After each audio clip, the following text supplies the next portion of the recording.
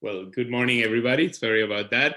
Good morning, good evening, good afternoon, everyone, depending of where in the world you are and where you're joining from. I hope you and your loved ones are safe wherever you are. These are very uncertain and difficult times. So the fact that we can be here right now together through this platform is a sign that we're safe and that we can work, and for that we should be very thankful and lucky in these times.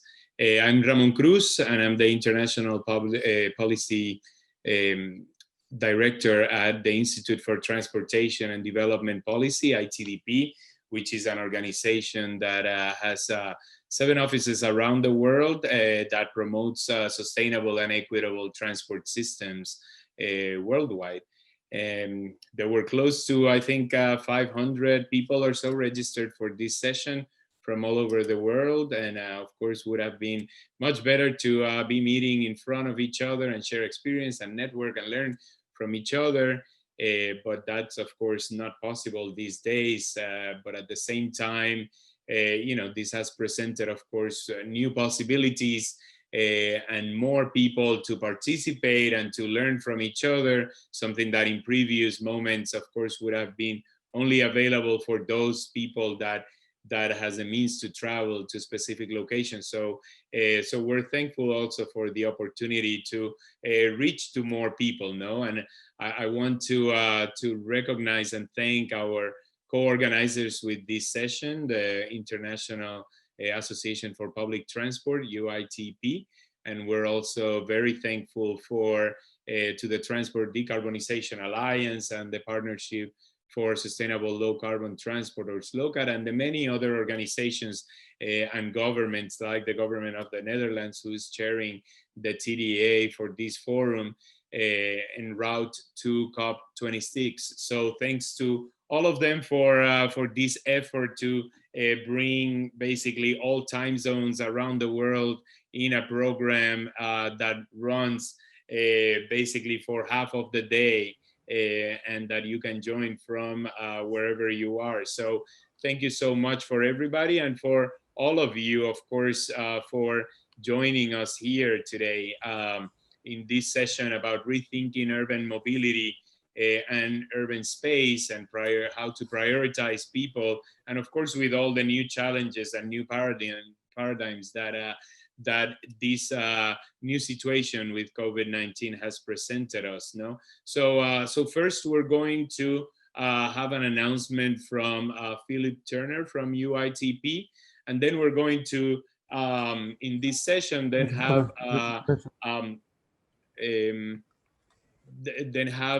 sorry, I think somebody may have joined now. So in any case, so I'm running right now for those of you that just joined, running right now through the program that we're having for this session.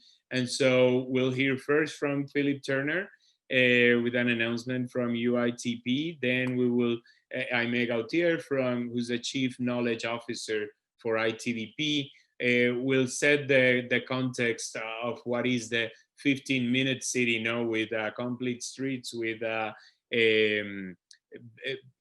prioritizing people in neighborhoods, in cities. Then we will have a panel of case studies and what's happening from around the world. We will start with our keynote speaker, who's Manuel Araújo, the mayor of the city of Quilimane in Mozambique. And then we will have different case studies from around the world. We're going to start with Anna Huttunen from the CityCap project in the city of Lahti in Finland. Then Mariana Gomez, who's the urban planner for the municipality of Fortaleza in Brazil. We'll hear from Lily Matson, who's the Chief Safety, Health and Environment Officer for Transport for London. And to wrap that panel, Yunus Arikan, who's the Director of Global Advocacy for ICLE, and also the local governments and municipal authorities focal point for the UNFCCC, the UN Framework Convention on Climate Change. So, so with that, and then lastly, to offer some conclusions and closing remarks, we're going to hear from Dionisio Gonzalez from our partner organization, UITP. So with that, since we're running just a few minutes late, I'll pass the spotlight to Philip Turner from UITP.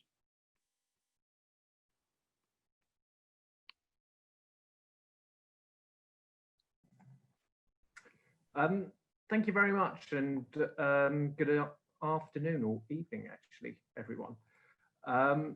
So I will endeavour to share my screen here, and right, I believe that's up and running. So thank you all for joining us. And I think en route, these sessions that we're organising is all about the transition to a zero carbon transport environment. And I think really for me that means that everyone needs to do their bit, be that from the transport sector, but I also think that means every person has to do their bit. And if we are going to do that, I think really we have to take advantage of the full potential of the solutions are out there, and we have to really look beyond technology solutions, because we can see significant mitigation reductions through shifting to walking, cycling and public transport. The IPCC says that emissions can reduce by 50% in an urban context, and I think that's quite significant and relevant to this session that we're talking about. That UITP has joined the UNFCCC's Race to Zero campaign, because through our declaration, this is a pledge for the public transport sector to be carbon neutral by 2050. And really the center of this is about decarbon in terms of its operations. And through this, we've urgently called our members and city transport providers around the globe to urgently pledge the highest level ambition in the build up to COP26. And I think we can only really achieve that with the necessary support. But I think that this model of a public transport really oriented city, the full mitigation benefits, I think are not really widely acknowledged or really understood. And it's because of this, UITP has developed a methodology which we have termed transit avoided carbon, which aims to really account for the emissions avoided through greater urban densification. In addition to the modal shift benefits of public transport, walking and cycling, but also how it helps to improve city transport efficiency through reduced congestion, for instance. And so we've started to test this methodology in different cities around the globe. And what it really does show is that public transport helps to avoid around 20 times more emissions than it actually produces. So if I put that in the context of Montreal in Canada, this represents about half of all the emissions of the transport sector in that city, which has been avoided. And I think that's quite a significant reduction in emissions and far greater than what we actually anticipate and what we see. And I think the important thing for us, and this goes back to our announcement, is that if you decarbonize the public transport sector, you get the full benefits of transit avoided carbon.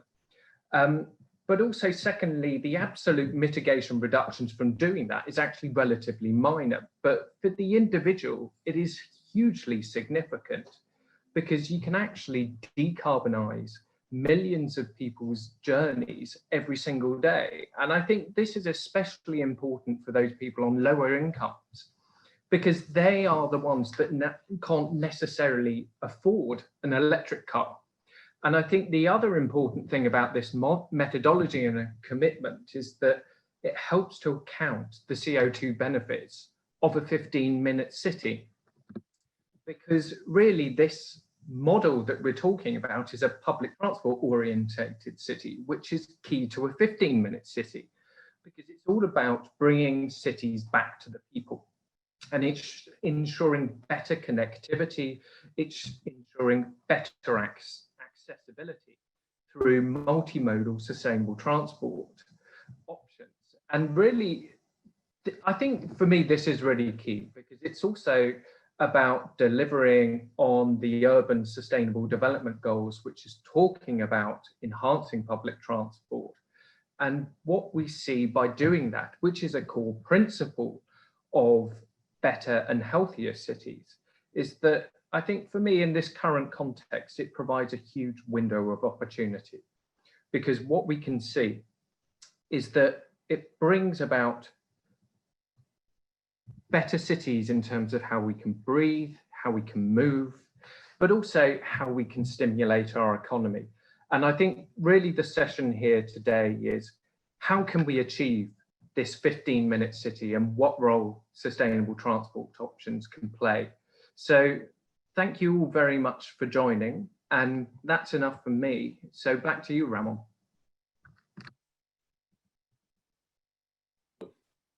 Thank you very much, Philip. And so continuing with the, I think, Philip, if you can stop sharing the, yep.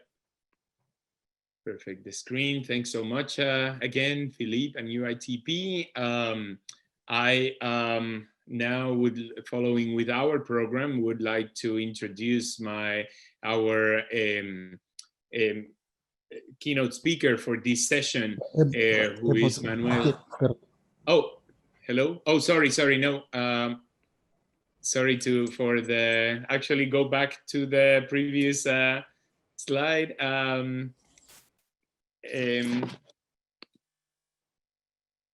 If you may, because the actually following with the program, we will first have an introduction to the main topic of our session, that is the 15-minute city. And with that, it's going to be Aimé Gautier, who's my colleague at ITDP and the Chief Knowledge Officer for ITDP. So Aimé, if you can please go first. Thanks.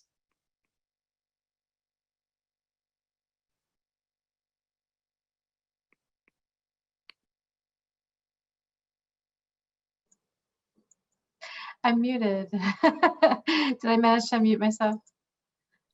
Yep, you're good. Thanks. Hey. You would think, 20 years into this pandemic, I would have gotten this right, but I haven't. Okay, great. Thanks, everyone. Thanks to everyone for joining us. I think I just wanted to start with some reflections about where we are and where we need to go. And that's partly the 15-minute neighborhood as a solution for rethinking urban mobility. And it's really great that there's this galvanizing momentum towards COP26, especially as hopefully we're moving through and out of the crisis of the pandemic. But I think there's a lot that we can learn from the pandemic that we can apply towards, one, understanding what a 15-minute city needs to be, and two, understanding how we can fight climate change. So starting with yesterday, what did we know? We knew, despite climate change, we were still building our cities the same as ever. That increased sprawl and inequality. Growth in land was outpacing globally growth in population by 3 to 2. We were seeing cities that were growing really rapidly with informal investment or informal settlements that reflected a lack of sufficient street networks, lack of basic services, lack of investment from the public sector more broadly. And so this is a picture of Dar, a map of Dar on the right, and all the red and orange areas are where the growth is happening, but that's very far outside of the actual core of the city for Dar es Salaam. We also saw car-oriented developments like this one in Yichang in China. The only way to really get around is through a car. It's very alienating to if you can walk there, to even be there. And I think we just really need to understand that the type of urban development that we have in our cities drives climate change. It can either drive us towards mitigation, or it can drive us towards more CO2 per capita outcomes. And what drives our urban development is our transportation systems. So, and right now our cities aren't being developed with walking or cycling space. And when it does have it, it's not of good quality. It's obstructed by cars, by light poles, what have you. So that's kind of where we're coming from. And then about a year ago, everything changed. Sorry. And with everything changing with the pandemic, I think, you know, people say this, and I'm not the first to say this, but the pandemic has really exposed and magnified what's broken in our systems and what's broken in our cities. And it's magnified inequalities. So it's kind of laid bare all of the things that we knew were broken before, but really have to address, and we're gonna have to address with climate as well. So one of the first things we saw was that there was a lack of public space. And so this is in Jakarta, where we see overcrowded public spaces because there's nowhere else to go. What Jakarta did was they repurposed their streets to create open space. This is something that many cities have done. And so when we think about reallocating public space, the streets are the place where we have to start. And I want to just say that streets account for 80% of the city's public space, the street right-of-way. It's our most bountiful public space we have, and it is our most sacred, and we do not treat streets like they are holy. So I think this is a moment to rethink how we actually allocate space on the street, and cities across the world have been doing that through the pandemic, including Jakarta, rethinking cycle lanes. Like, and these are things that never would have happened if the pandemic hadn't happened, which is not great, but like there would never have been a cycle lane on this street before. Like a year ago, that would have been unthinkable, unconscionable. Same with Mexico City. Insurgentes Avenue, they now have a bike lane on Insurgentes Avenue, where a year ago that would have been unthinkable. There had been no way to even start that conversation. In India, we're seeing nationally this galvanizing of cities around cycling with the Cycles for Change challenge that they're doing. That's bringing 107 cities together to really rethink what they're doing and plan for and implement this an idea for the future around cycling cities. Ethiopia has added, the COVID-19 has added momentum to what they were already doing around NMT. And this is a picture from their Cycling Sundays events that they're now holding once a month. And it's pretty amazing to see the progress that's happened. The other thing that's happened that was also, I think, unimaginable before was this idea of this recognition, this broad-based recognition of public transit as a public good, as a public utility. What we found during the pandemic was that public transit provides more than just a service to its passengers. It actually kept our cities functioning, running. This is a picture of Transjakarta, a bus from the Transjakarta system, taking nurses and doctors to the hospital during the height of the pandemic back in the spring. The other thing that the pandemic has shown, though, is also how inequitable and unjust our systems are. So this is in New York after the murder of George Floyd. But we're seeing this around the world, and it's really confronting this idea of who is safe and free to be in public space. We're seeing it with the protests in Nigeria against police brutality. We're seeing it in the protests in Namibia against gender-based violence. It's what's happening with the pandemic is it's alerting us to who we are, inequitable, unsustainable. But it also is showing us who we want to be. And who we want to be is a place that has open space, a place that is grounded in walking and cycling, a place that recognizes the value of transit. So I think that that's interesting because, you know, as we're here to discuss, the climate crisis continues. Over the past year, the pandemic didn't stop climate change from wreaking havoc to communities around the world, whether it's in Central America, where they just got slammed with a hurricane, whether it's in South Asia, where they got the cyclone, whether it's the wildfires that plagued Australia to California. So the question is, what can we learn from the pandemic, and what do we need to do to take that opening for change and apply it to the climate crisis? Essentially, the question is, how are we going to use this terrible moment to transform us to better fight for climate change, and to also just transform us for the better? And so one answer is the 15-minute neighborhood. And essentially, the 15-minute neighborhood is where everyone can access their daily needs and essential activities within a walk or a cycle. And it's a direct response to the unsustainable development and transportation patterns from yesterday. And as Philip was saying, like, this is essentially a way to say we want to decarbonize our transport by creating integrated and connected communities that are stitched together by transit. But I also think the 15-minute neighborhood is a response to what we're seeing with the pandemic about what we value.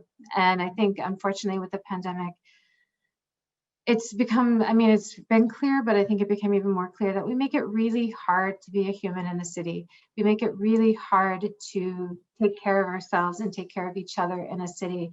We undervalue the activities needed for well-being and the economy of care by over-focusing on the productive economy, on the commute, on economic efficiency, which is super important, I get that, but we also, like, so is maintaining households, so is getting children to school, so is taking care of each other.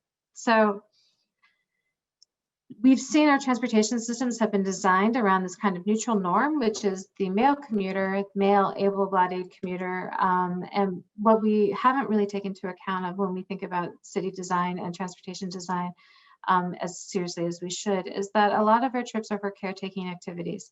So 47% of all the trips in Santiago, according to a survey done by Lake, are for caretaking activities. 16% in the US are only for commuting trips. So I think we need to do better about making sure that our places reflect well-being and health. That's why it could be so revolutionary. It's anti-sprawl, but pro-climate. It's anti-inequity and pro-access. It's pro-people and pro-well-being. So what is a 15-minute neighborhood? It is having local destinations, supermarkets, schools, shoe repair, bakeries, pharmacies, doctors, having that all within a walking or cycling distance. That's built on a fine-grained street grid that has basic services, water, sewage, stormwater management. But these things are grounded, these communities are grounded in walking and cycling, and they're connected by transit. Transit is the connective tissue between all the different communities.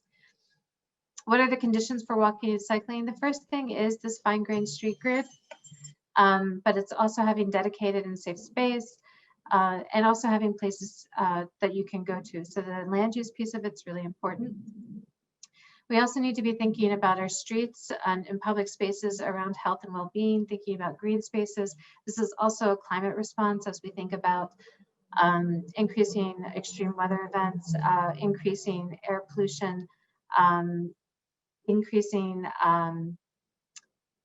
heat island effects. So, like, we really need to be rethinking how we think about streets around green infrastructure. And we also need to create spaces for play, recreation, exercise, activity, convening for adults and children. Like, we aren't designing cities that are particularly friendly for children these days. And we also need to have those spaces.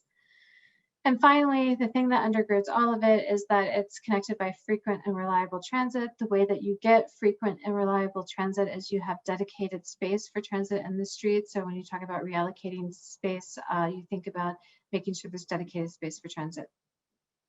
And finally, I just want to add on at the end, like, when we talk about the 15-minute neighborhood, we have to be very clear about 15 minutes for whom.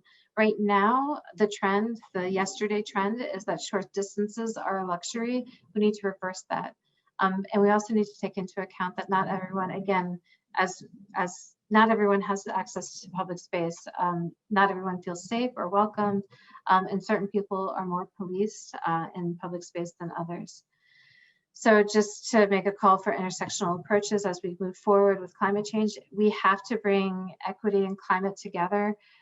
What we've seen with the pandemic and what we see with climate change already is that the poorest and the most marginalized bear the brunt of what happens in a crisis. And so we have to be really mindful about that.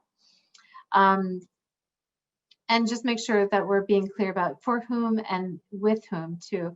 I think planning needs to involve talking to these communities that normally aren't represented, making sure that they're part of the planning process. When we did that in Jakarta, we found that what the women really wanted was safe access to schools.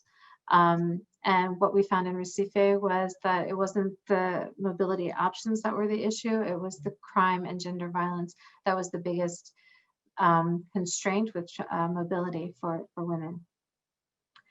So on just one last note, one of the things that we've seen from the pandemic is this kind of emerging, rising action around cycling, and the 15-minute neighborhood can be grounded in cycling. And so I think going forward, ITDP is going to be really investing in understanding what cycling cities can do to create the 15-minute neighborhood and more sustainable cities and be a actionable tool for climate change. And then I guess that's it. I just want to say that cities have been at the forefront of all this innovation and change. They're still going to be on the forefront. I'm really excited to hear from the next 4 cities. And so thanks, everyone. That's it. Back to you, Ramon. Oh, okay. Thanks so much, Jaime, for that presentation. Are we back on, I think, the spotlight to move it here to continue our program? So yes, now then we're going to hear next from our keynote speaker, who's the mayor of Quilimani, which is a coastal city in Mozambique of about 350,000 people. And Manuel de Araújo has been very active in these circles, and it's known to many of us.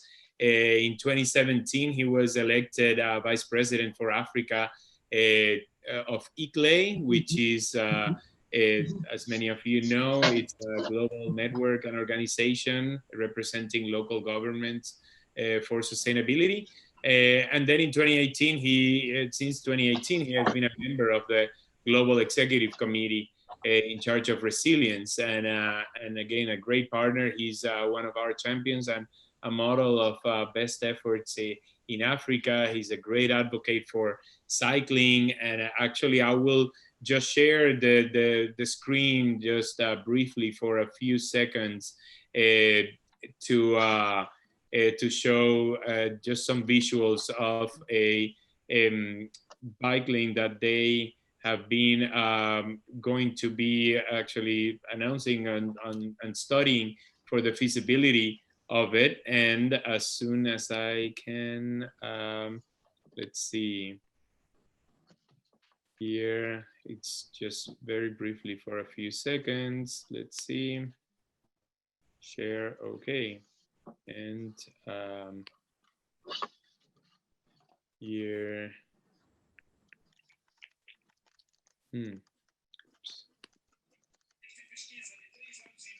okay.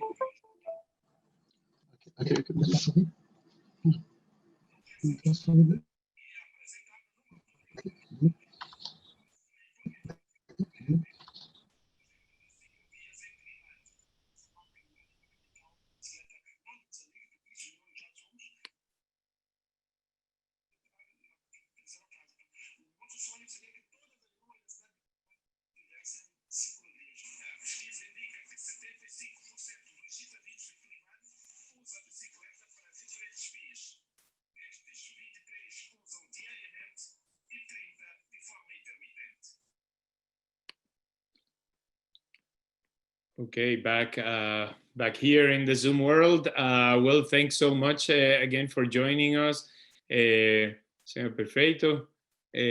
Muito obrigado por estar aquí. Thank you very much, Mayor de Araújo, for being here with us. And I will pass the screen then to you. If you can unmute yourself, and the floor is yours, Mr. Mayor. Thank you. Buenas tardes. Muchas gracias, Ramon. Thank you very much for giving me this opportunity to share the story and the experience of Quelimane City. As Hamo just said, Quelimane is a medium-sized port coastal city with an ambitious to lead the continent's transition to sustainable transport.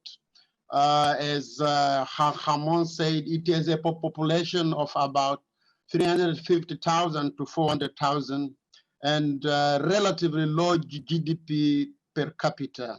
But our leadership at the City Council is determined to show and to share with the world that cycling can of a urban transport system.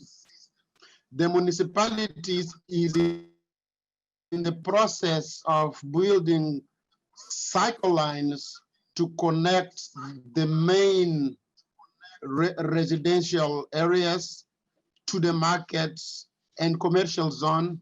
And actually, we are upgrading sidewalks to improve the experience of pedestrians. So with these investments in support of infrastructure, the cities aims to demonstrate how to slow or even reverse the adoption of private motor vehicles and create a cost-effective and low-carbon urban mobility system. Quelimane is located in Zambezia province in the central region of Mozambique.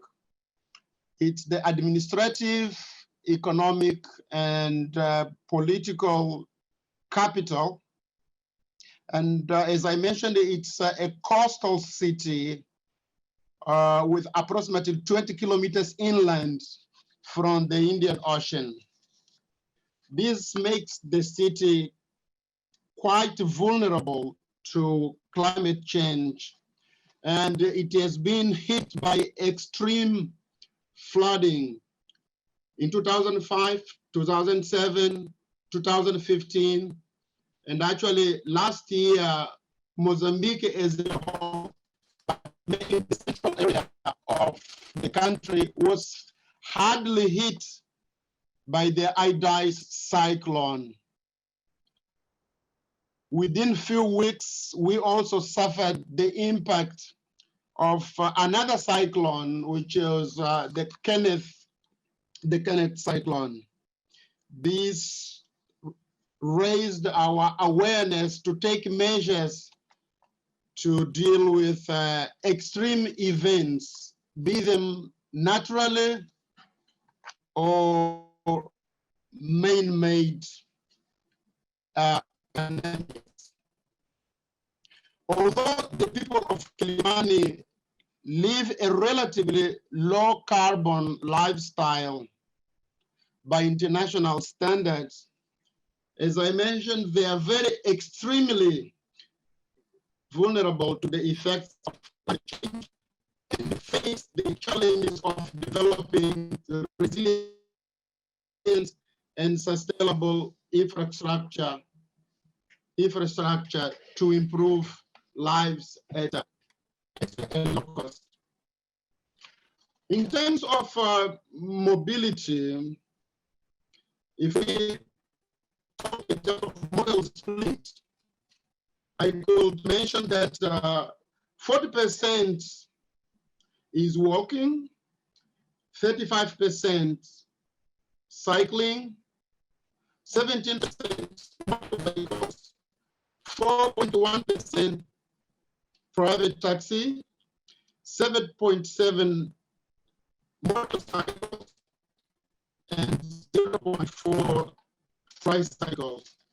This is according to a very recent PhD thesis made by a resident of Mr. Plasio Mendiati. So this shows us the model splits in our city. Kilimani city has become known as the capital of biking in Mozambique.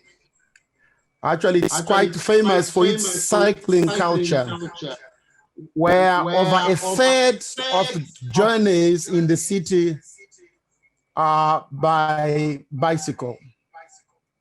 This is in part for the quite plain characteristics of the city, but also because of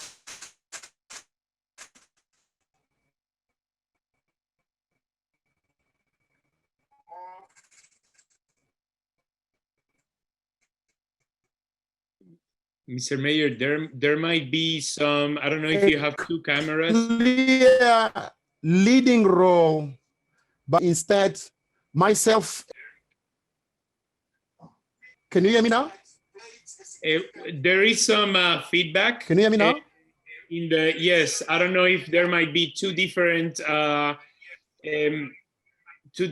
cameras that might be picking up the sound.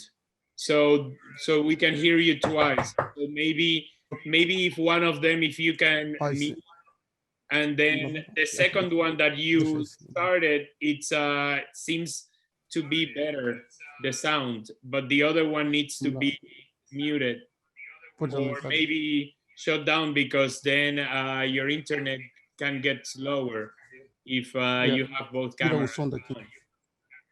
Okay. Okay. Thank you very much. Yep. So continue, please, Mr. Mayor. Thank you. Can you hear me now?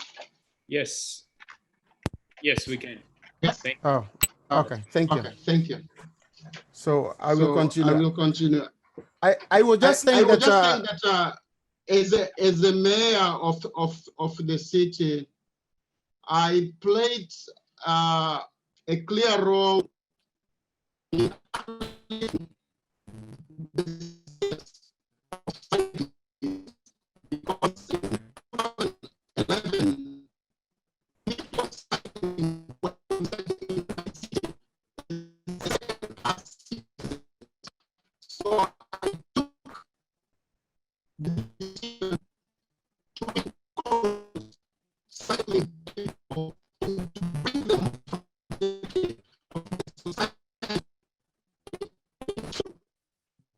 Hello, Mr. Mayor, sorry to interrupt again.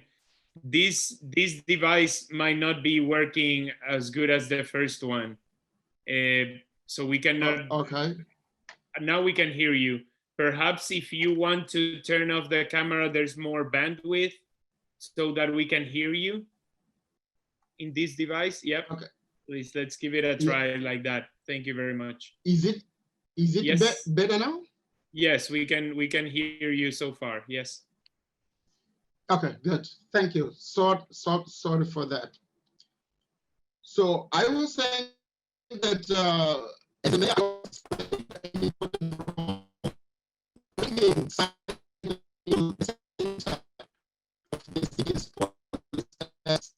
I use different. So myself, I go to work and to main functions using bicycles. Bicycles are cost effective and easier to navigate narrow and paved streets of the urban periphery than automobiles and larger vehicles. They produce emissions.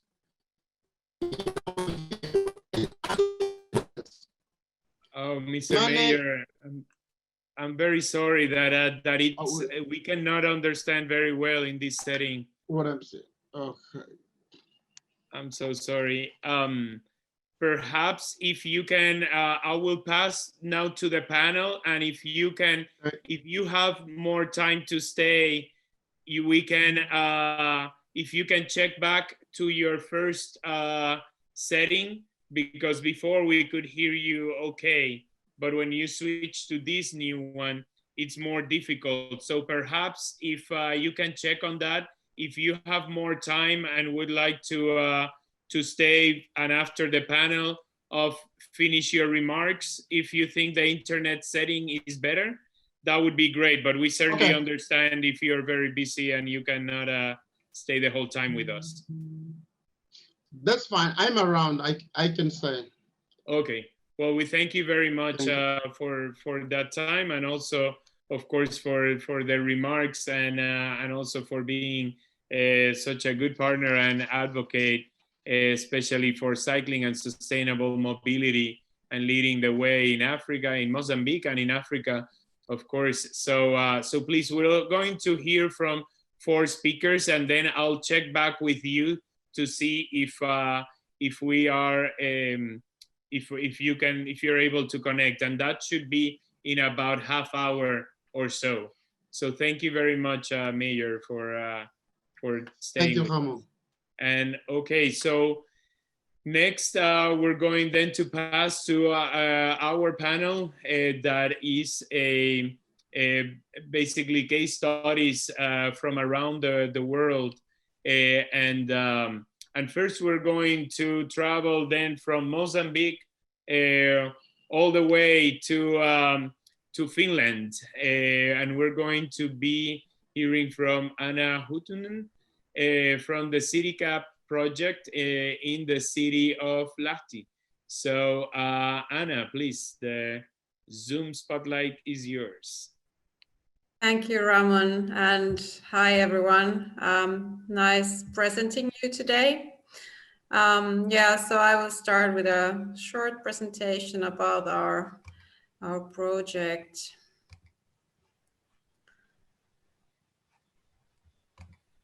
Yeah, so I hope you can see my screen. And now on the full mode, perfect.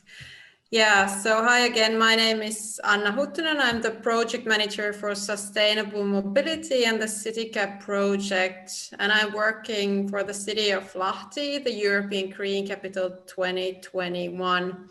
And I will share you a case study that has been implemented as part of our project, the personal carbon trading pilot on transport emissions. But maybe first a few words about our city. Some of you might know something about Lahti, but I guess for some of you it might be very unknown territory here very far in the north. And I must admit, hearing Amy's presentations, for instance, and also when traveling to Mozambique, our city has quite a different setting compared to many other cities in the world. So maybe first a few facts to put our city into the right context. So the population of Lahti is 133,000 inhabitants at the moment. Over 80% of our population lives within urbanized areas, but I guess we still cannot really say that our city is very dense. However, 70% of our residents live within 5 kilometers of the urban core, which of course makes Lahti very potential cycling and also walking city. So also pretty much a 15-minute city. But we are also very core dependent, so there is a lot of work to do. Also, 9 out of 10 have urban green area within 300 meters from home. So there is space, there is possibility to get recreation and enjoy themselves. And there is also a lot of space. Our city has a very ambitious goal of becoming carbon neutral by 2025. But of course, for us, like basically all of us, the transport is the trickiest sector. And also by 2025, that will still remain as a challenge. And therefore, we have been considering what would be the new thing that we could try out in our city. Our goal is that by 2030, more than 50% of all trips would be made with sustainable transport modes. Currently, the share is 45%, 11% for cycling and 29% for walking. Public transit is very low, it's only 4%. And of course, after COVID, it's has remained even lower, unfortunately. And what we do in our project, or what we actually have done in our project, since we started the CityCap project in the beginning of 2018, it has been funded by the Urban Innovative Actions, and that's an European Union funded funding program, and they do fund this kind of innovative, radical ideas that are implemented in European cities. We promote sustainable urban mobility, and our aim is to reduce the mobility emissions transport. And what we have done in the project, first of all, we have designed and developed the first sustainable urban mobility plan. It has 13 different measures, both infrastructure, mobility management, and other kind of measures in order to promote and enable sustainable mobility in our city, and improve the conditions for sustainable urban mobility within the next 10 years. We have constructed a smart bicycle highway, which is also showcasing good infrastructure for cycling, and with what we have started to implement the city cycling network of the city. And then where I'm going to go into more detail is the personal carbon trading pilot that we have been piloting now since last September. And what we have done, so basically we have developed, as the first city in the world, a model and application for personal carbon trading on mobility emissions. And the pilot is citywide. And of course, there has been some other small pilots and research projects on personal carbon trading previously. For instance, in the UK, they were doing research on it like 10 years ago. But back then it didn't really get on a flight. And after that, there has been some small pilots, one Australia on the Norfolk Island, and as such. But as we know, we are the first to do it in a bigger scale. What we have done in the project, we basically started from the scratch in the beginning of 2018. We developed the model, how you calculate the CO2, how the model should work, and also how the application should work. The idea is that the application is very easy to use for everyone who is downloading it. It automatically tracks and visualizes the user's mobility, and in that way it should be like attractive to use, also because it rewards you for more sustainable transport choices. And maybe more in a detail how it works. So basically we have calculated the carbon cap for the city, transport emissions, and based on that, then we have calculated what is the average of single citizen in our city. And then when a person starts to use our personal carbon trading application, they will first answer a questionnaire, and based on the answers, they will be allocated their personal carbon budget. So basically your living situation affects what kind of carbon budget you are going to have. So that was basically, we asked our citizens what they would think would be the most fair share for the budget, and they decided that there has to be possibility to have more credits if you live very far away from the city center, if you have many kids, or if you, for instance, work very far away. And then based on your answers, you will be allocated your weekly carbon budget. And then you will be traveling around and you will be using your budget based on your transport choices. And of course, if you go below your budget, you will be rewarded. And if you exceed your budget, well, you won't be punished, and you're going to have a new chance the coming week. But of course, maybe you might feel some social pressure of not behaving and performing so well. And then when you go below your budget, you will earn some virtual credits. And then after that, you can exchange those on the marketplace of the application to, for instance, bus tickets or bicycle lights or things like that, or some discounts on local cafes or shops.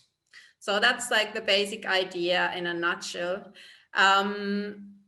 We are researching how does the use of the app affect the people's behavior. So if the users are changing their behavior because of using the application, and also what is the motivation behind the change? If it's like, why are they using the application? Do they want to use it because they want to be more environmental friendly? Do they use it because they want to see their data? Or is it just because they want to get the rewards that they are able to get? But these are all things that we are going to have the results in the beginning of the next year, since the COVID lockdown a little bit postponed the actual start of the pilot phase. So we have been gathering the data throughout the summer and fall now. And well, of course, there will still be some effects on the data, but let's see what's going to have.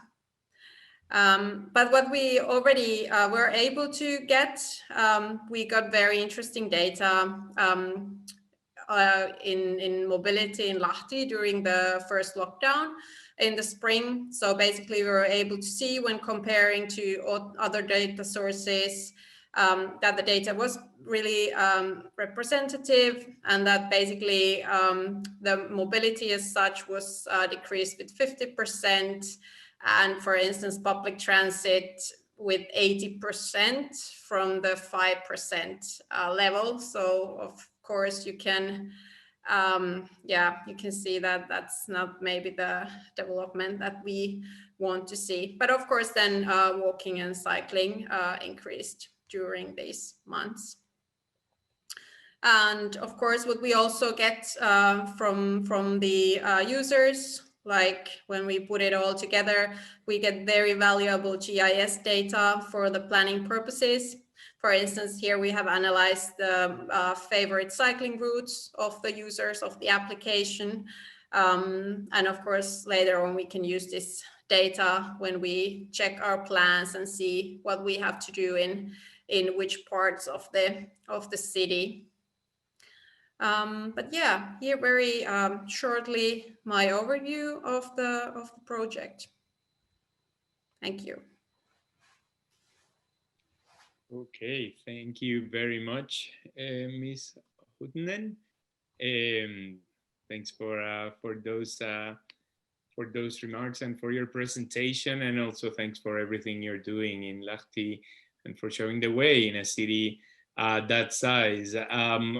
Welcome, well, back here the spotlight, and welcome to those of you that has joined late in this panel. We're right now in the middle of a panel to rethink urban mobility and space. We're in the middle of basically showcasing case studies from around the world, both in the global north as well as the global south, and in different moments of developments, different sizes, from smaller and mid-sized cities like Lahti and Quelimane to bigger cities like Fortaleza and London. I want to remind everyone, I don't know if the spotlight, if the host can bring back the spotlight, we're going to be switching soon, panelists, but I want to remind everybody that there is a Q&A, a question and answers feature in your Zoom webinar down there, and please use it as we go along this panel, because there's going to be Q&A later on after we have heard from all the speakers. And next, we're going to increase in size of the city. We're going to now from Finland all the way to Brazil, to the city of Fortaleza in the northeast of Brazil, a city of over 2.5 million population. And we have with us Mariana Gomez, who is an architect and urban planner in the Municipal Secretariat for Public Services. So Mariana, muito obrigado, and the Zoom spotlight is yours. Hello everyone, I'm gonna start sharing my screen.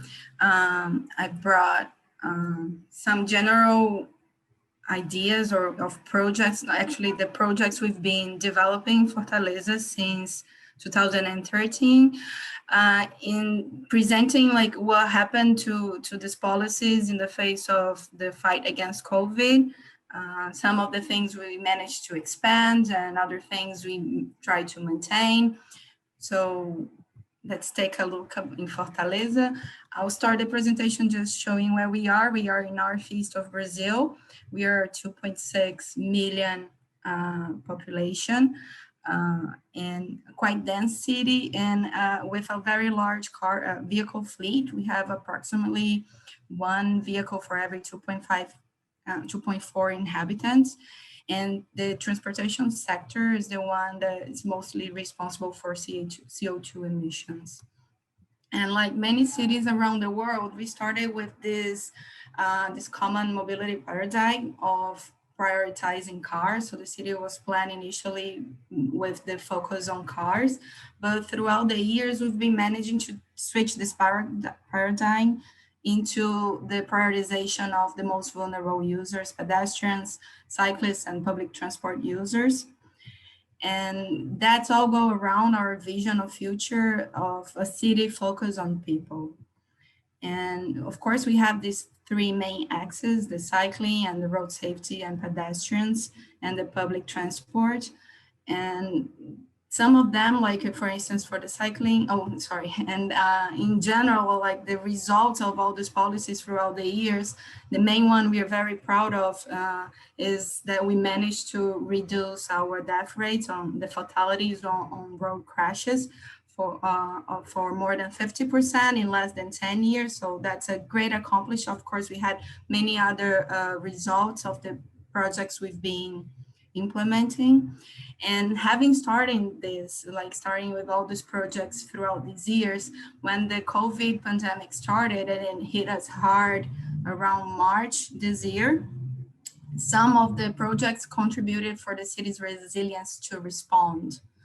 And we started with COVID with these assumptions related to urban mobility that we needed to mitigate the health risks in travel, and that the public transport users, they would shift to other modes in the following months. And we wanted to make sure that this migration would occur mainly to walking and cycling, because they could also move to cars and motorcycle. And so before the COVID, we carry out a origin destination survey, and we realized that 71% of the travels in Fortaleza were up to 5 kilometers only. So that fits a lot on this 15 minutes city concept. And as a result of this project, of all the policies we've implemented, and also I believe because of this distance that mainly the majority of people cover, our modal division is mainly pedestrians for 32%. Then we have public transport with 28, cars with 26, motorcycles with 9%, and 5% for bikes. And that means that 65% of the trips here in Fortaleza were made by sustainable modes. And of course, with the pandemic, we realized that a share of the public transport users would migrate to different modes, as I previously said. And what we needed to do is create the necessary conditions to stimulate, to encourage people to cycle and walk instead of moving to motorized modes. And just mentioning, like, starting with the cycling policies, we expanded our projects and tried to create connectivity. So the main things we have, the projects we have, was the expansion. We continue expanding our cycling network. We started expanding our main bike share system, and also the leisure cycling lane when it was possible to return, because during lockdown it wasn't allowed. It was an alternative for leisure for the population. And it's worth mentioning that we managed to expand all these projects through some of the resources we got from parking fares. All collected parking fares goes towards cycling policies.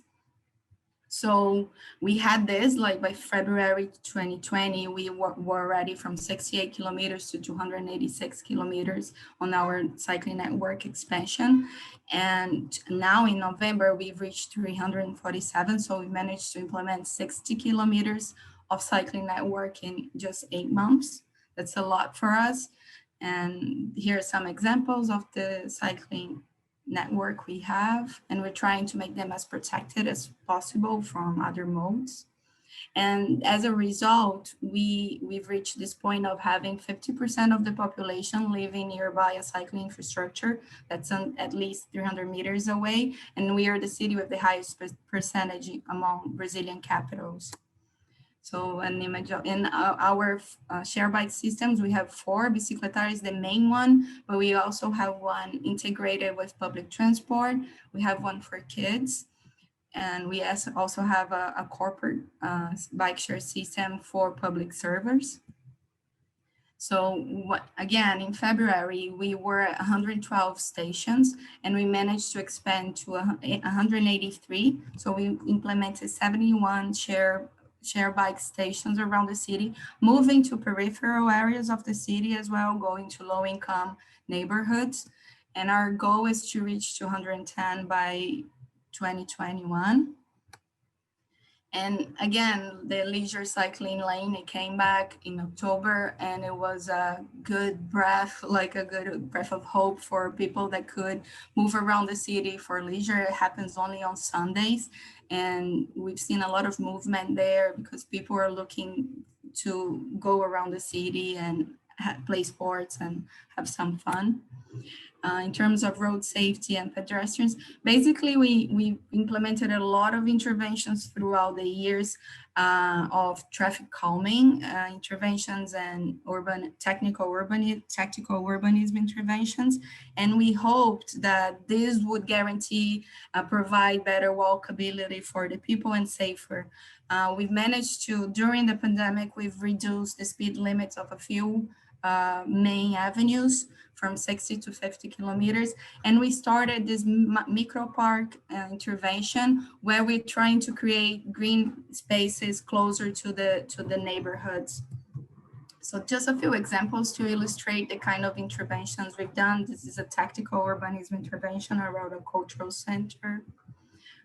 This is around a children's hospital. We've managed to implement many road safety elements. This is in the city center, so we created more sidewalk so people could walk better and safer.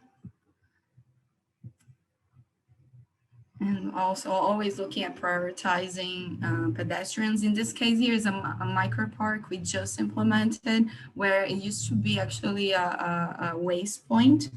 You could see by the pictures and look how it is now. So we're trying to simulate thinking on this perspective of making cities for children, trying to simulate. This is another micro park we've done, and using natural resources as well. And finally, with public transport, we've tried to use all the projects we have implemented so far in favor of fighting COVID, and we also strengthened some of the actions.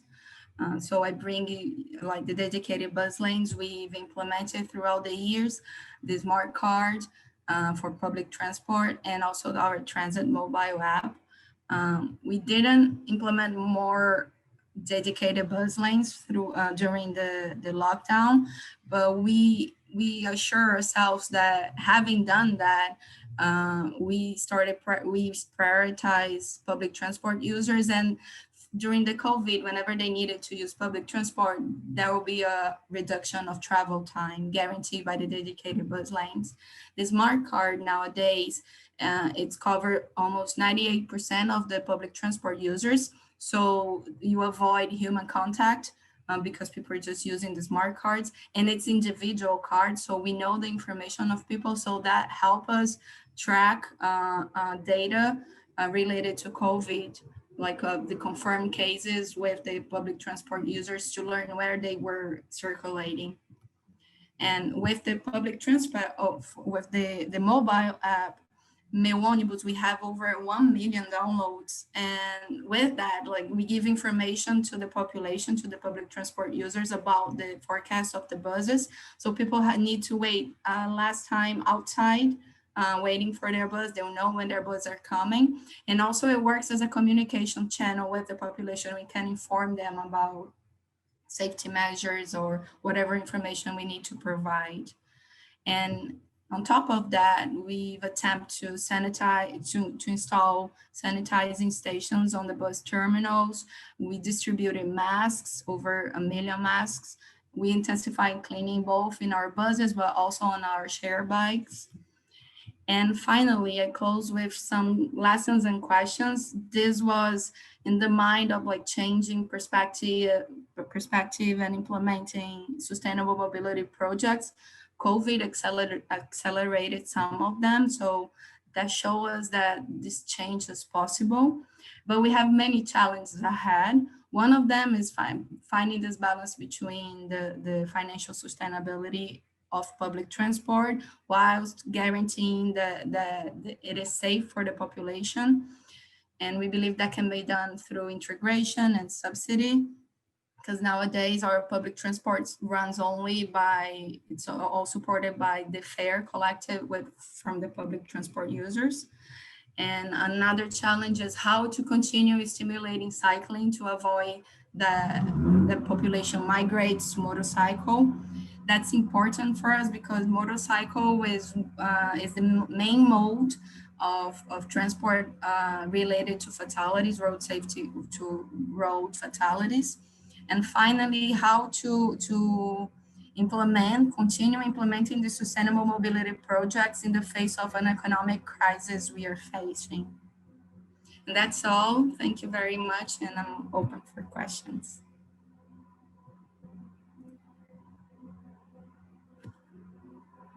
Okay, muito obrigado, Mariana. Great example for the rest of the world. And in terms of the question, actually, we're going to go through the panelists and then have questions and answers, later on. But yeah, great example for the rest of the world that we have in Fortaleza. I'm sure all of us sitting right now in the global north, and with the colder temperatures, we wish we were walking and cycling in the streets of Fortaleza right now. So congratulations on everything you have achieved. We can see why you, Fortaleza, won the Sustainable Transport Award 2 years ago and celebrated the Mobilize conference that ITDP organized together with the Volvo Educational Research Foundation and your municipality. And it was one of the great international transport conferences before the world had to lock ourselves up in our houses. So we have good memories of that. I want to also remind people of the Sustainable Transport Award that a committee of many of the organizations that are participating in en route to COP26 give every year.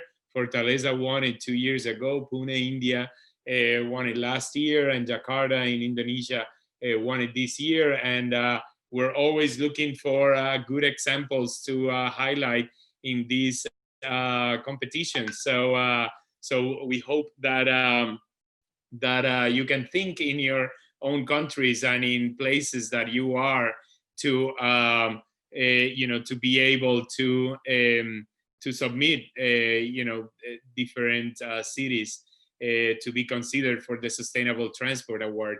And so I want to also remind people, some of you have been using the Q&A, the question and answer part of your of the Zoom, but it would be great if we have a good discussion in a little bit. But well, next we're going to hear from Lily Matson, who's the Chief for Safety, Health and Environment in Transport for London. And Lily, let's see if you are now, okay, you are on screen. Do you want me to share screen with your presentation, or you want to do it? Do you want to do it? I think it might be more technologically robust. Okay, good. So I will be sharing my screen in now, and then as soon as we have that, you can go ahead and start. So here we are. You just let me know when you want me to press next. Yeah, are you able to go to full screen maybe? Yep, there we are. Yeah, brilliant, thank you. Okay, well, it's early evening in London, so good evening everyone, and hope you're having a good day. I wanted to share with you, I guess, sort of the evolution of our activity in London during the past year, which is really built upon the work that we had put in place to try to enable the city to grow sustainably moving forward. But for me, it's been very interesting how we've had to accelerate and be much more agile in terms of adapting our approaches, and I think we had been previously, and I think that will be very beneficial. I'm just going to video off just to maintain my bandwidth. So just, I'm sure you're all aware, but London's the biggest city we've been talking about. It has a population of around 8.5 million, and that population has been growing with the forecast that it would grow to around 10 million. So just moving on to the next slide then, Ramon.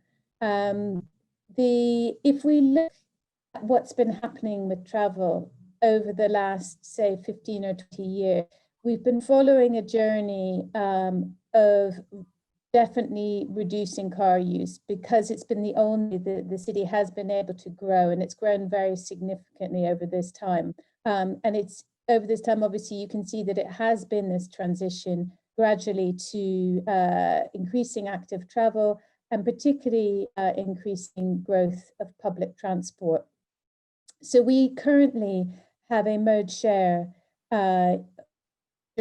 within where around 64% of all journeys are either by public transport, walking or cycling. And as you'll see in my last slide, we have an objective that over time that increases to 80%. And we were lucky, I think, going into the pandemic to have a very clear strategy that was already informing how we were using public space and trying to shape travel in London. So moving on to the next slide. That strategy was set out a couple of years ago by our mayor, that's Sadiq Khan, and has given us some very clear goals to be aiming for. And these have stood true and strong actually throughout the pandemic. The aim of increasing transport, and particularly we've really seen during the pandemic the impacts of having an unhealthy population. So many of our citizens have been badly affected by coronavirus because they have underlying health conditions. And that has meant that they've been much more vulnerable to the impacts of this terrible virus. So the objectives that we've built into the transport strategy are very explicitly around public health, around increasing active travel, not only because it makes sense in transport terms, but because it makes sense in public health terms. And that obviously, if you're talking about public health, means that you have safety as well. So we have an objective of Vision Zero, and similar to some of the other cities have also achieved around, well, since the middle of the years 2000, we've reduced the number of people being killed or seriously injured by about 35%. We aim obviously to be a zero emission city, and this goal, which was set only a few years ago to be zero emission by 2050, now looking at that and thinking we already have the target that we will be zero emission by 2030 in our railways. I think basically we will bring forward this target next year.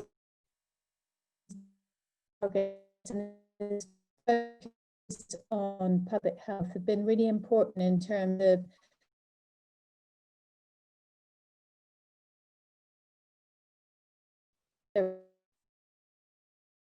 as we've gone through the pandemic. So just moving on to the next slide.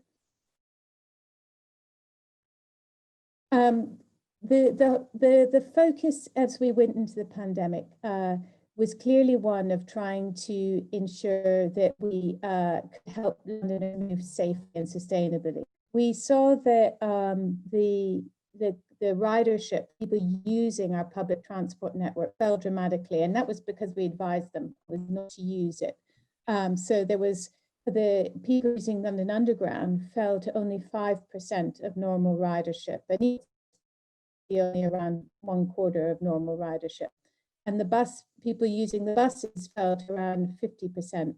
And there was a real backlash in terms of people using cars more. So we had a very clear plan about boosting active travel, people walking and cycling, not only with physical changes to the road network, but with promotion and training.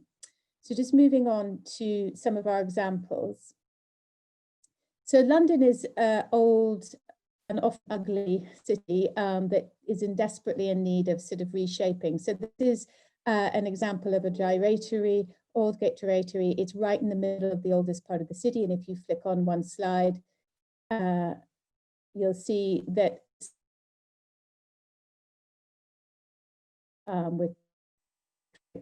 I've moved on one more slide.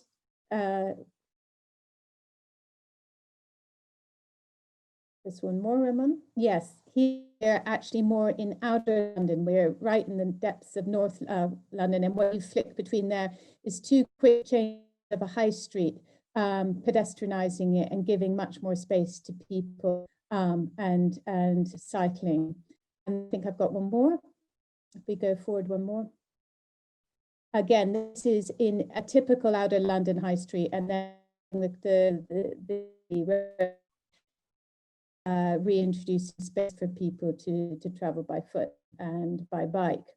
Now, these schemes took several years actually to deliver and quite significant. And what happened in May and June is we realized that if we were going to respond effectively to pandemic, we would need to go a lot faster.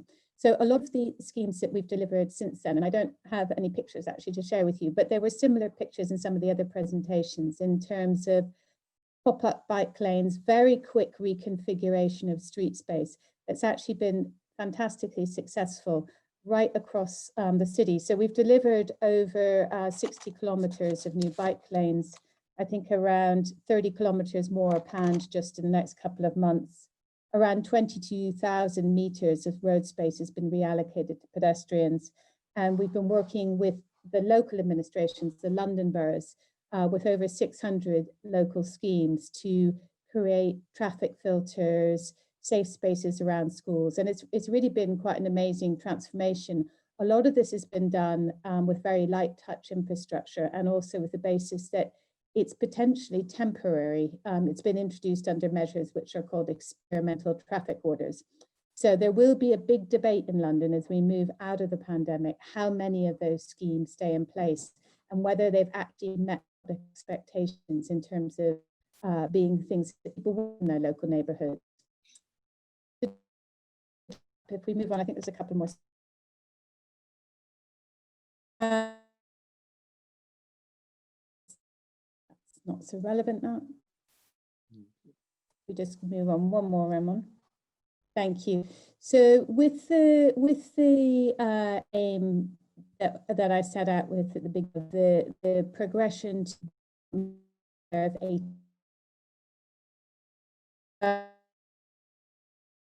the issue that we face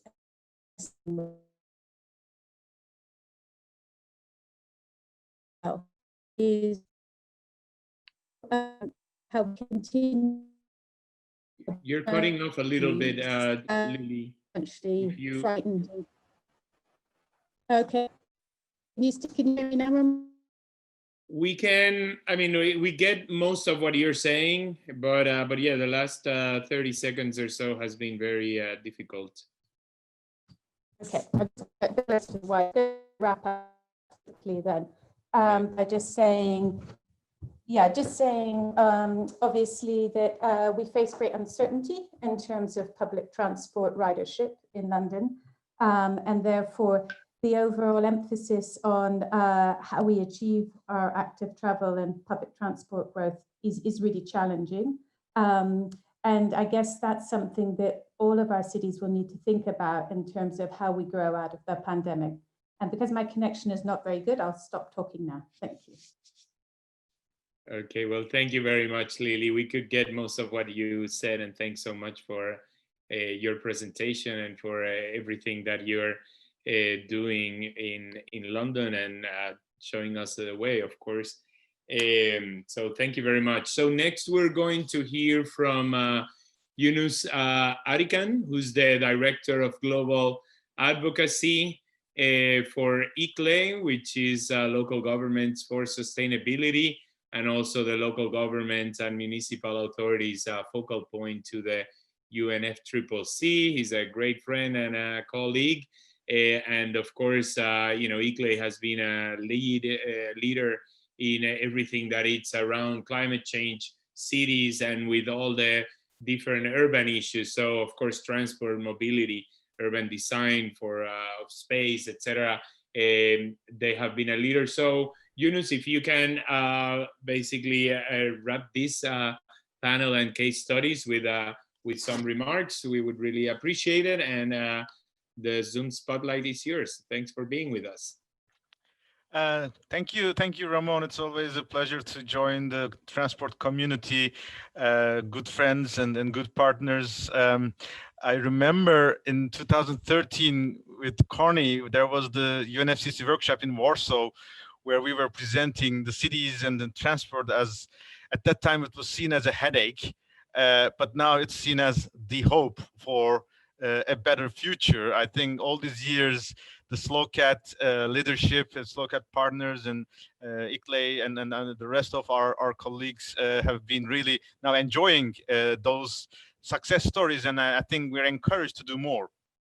In that sense, once again, thanks a lot for the invitation. Congratulations, of course, first to UITP, our partner as well, for their commitment for climate neutrality.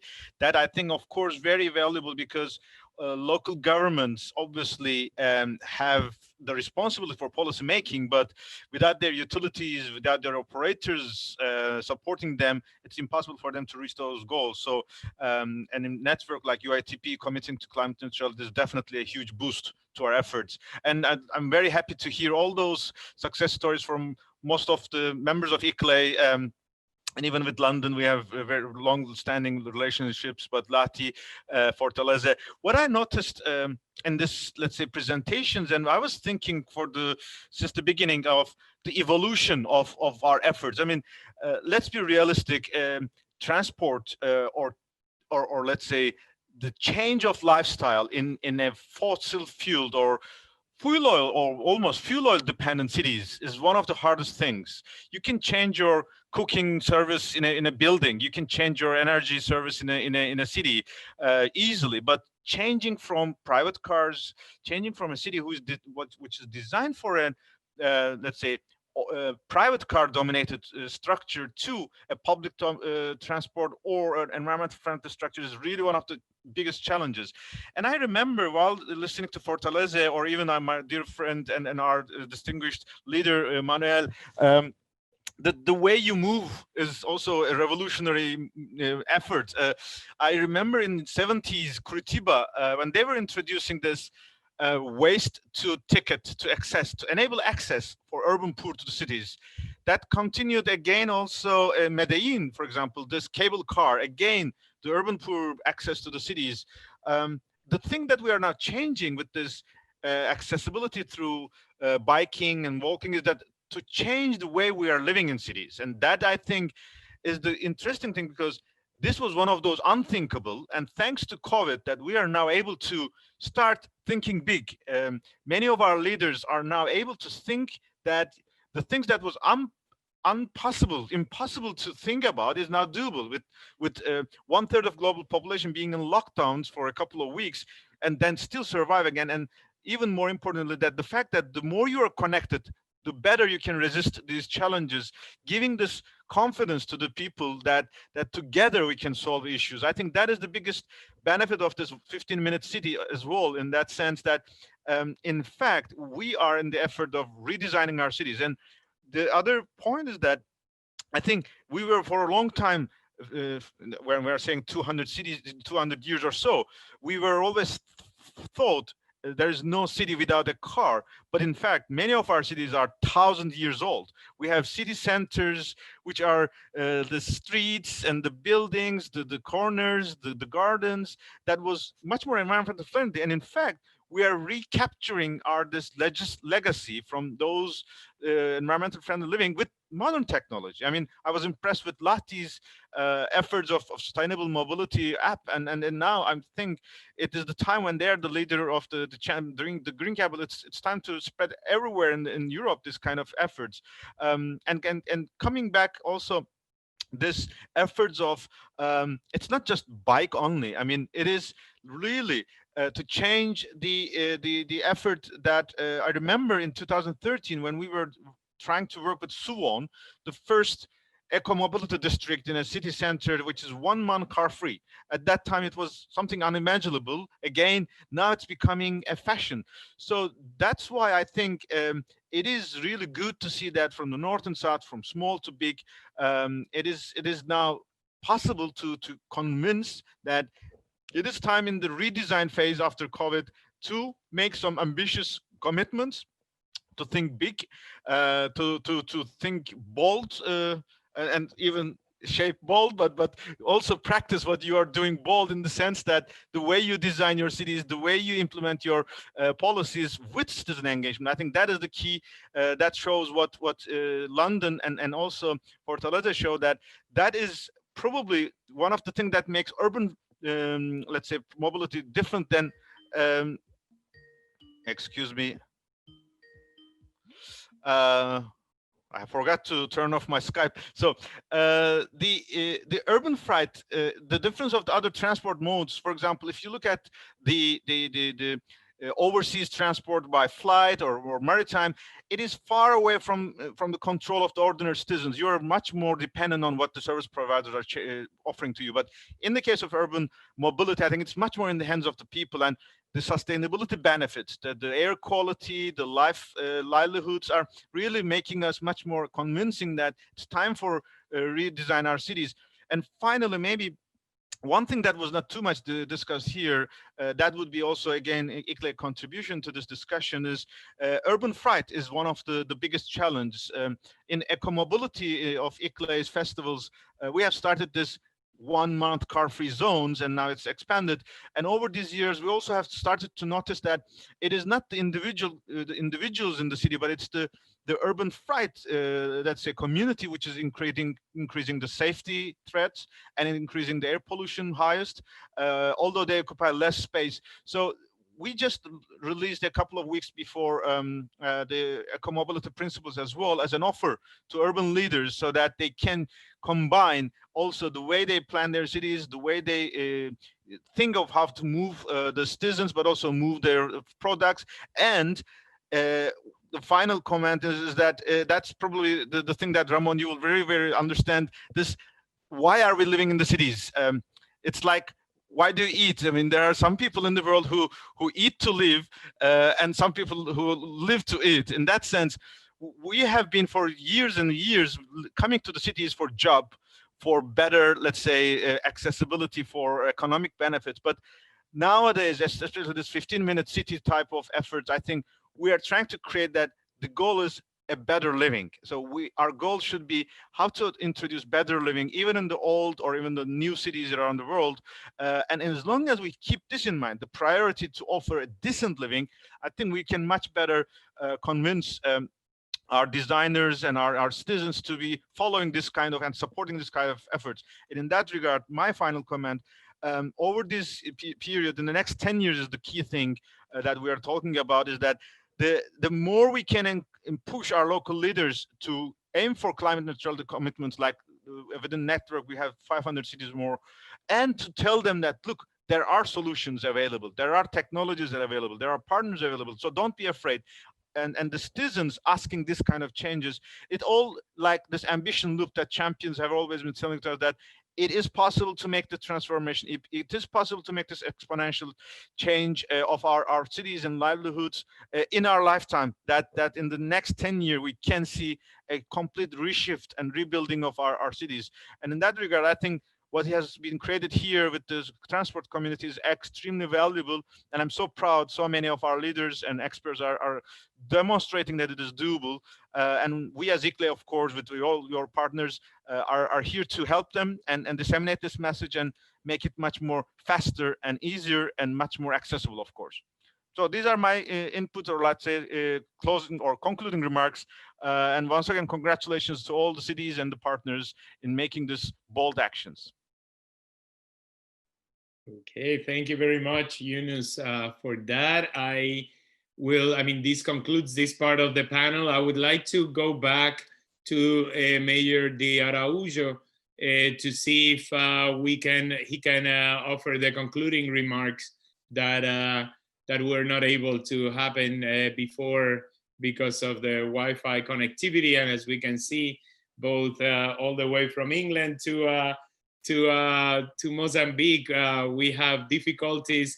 Of course, you're also in the prime time for people using Wi-Fi in their homes. So at least I experience it here in New York, where during the day there's no problems, but once we hit the evening, it becomes much more difficult. So Mayor, if you can offer some remarks in the next few minutes, please.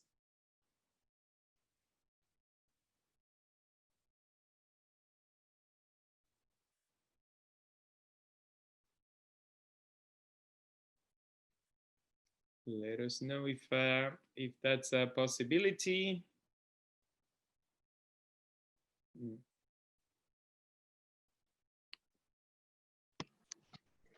Okay. Yep. Oh, can you hear me now? Yes.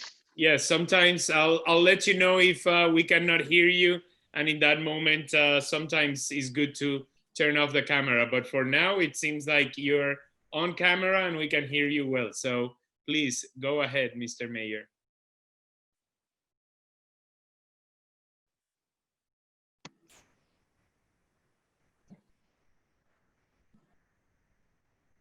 We can hear you. Can you hear me now? Yes.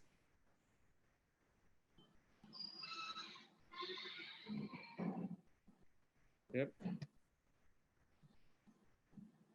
We are able to hear you. If you cannot, perhaps can you hear then me? Yes. No. Yes, we can.